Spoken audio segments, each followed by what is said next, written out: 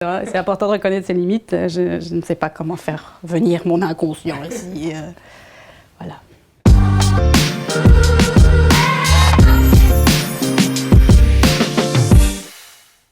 L'inconscient.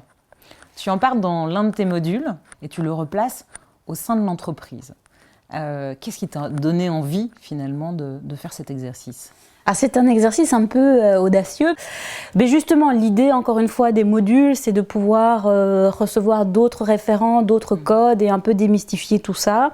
Et l'idée, c'est vraiment de dire, mais notre inconscient, il est omniprésent, il est dans nos bagages, il est avec nous et il aura tendance à avoir une influence sur ma manière de travailler, sur ma manière d'interagir avec les autres.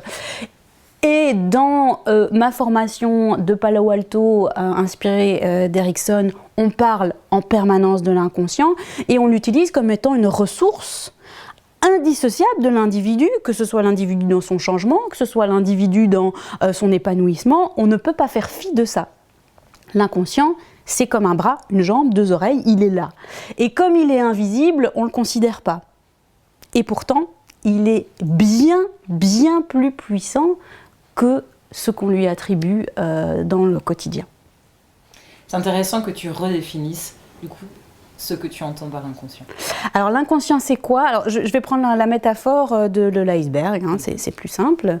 Le cerveau ne croit que ce qu'il voit. Et donc lui, il va s'attarder sur la partie visible de l'iceberg puisqu'il voit cette partie et donc forcément, s'il a un problème, il cherche la solution à cet endroit-là.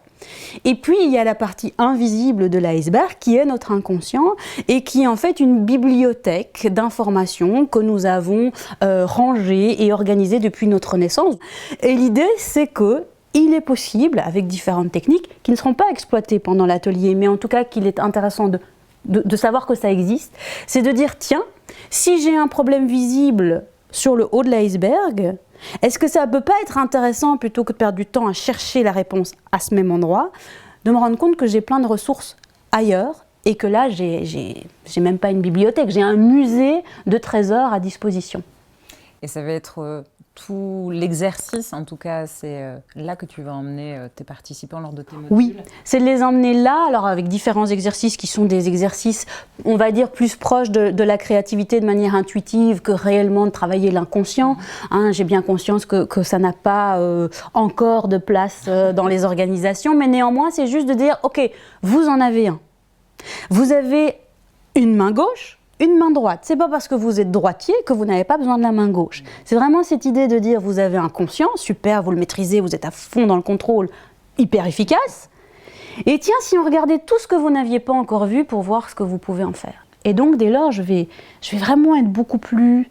Alors c'est pas puissant, mais c'est être dans ma puissance. Être dans ma puissance, c'est être dans mon axe, être en fait utiliser totalement ce que j'ai à disposition.